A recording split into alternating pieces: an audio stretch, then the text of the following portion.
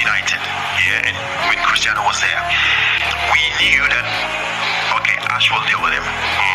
Ash will deal with him. He is capable of dealing with it. But every time we was against Barcelona, oh my God, the training the whole week was about Messi. We have to have 2-3 players with him. With him, you can't defend 1v1 against Messi. It's impossible. Impossible.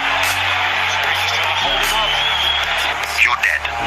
And the way they play, the way they move the ball around, the sole purpose of getting the ball to him.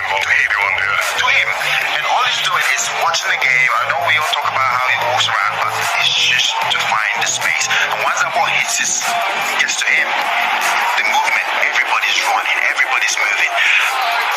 It's so difficult the way he touches the ball, the way he passes. I'm not going to say miles because of what Cristiano has done as well, but for me, I really don't see the comparison in some way, because I just think Messi's from a different planet. I just think he's that good. He's that good. The game plan was just to kick him. To kick him on the ball. It's just to kick him because we can't get the ball off him. You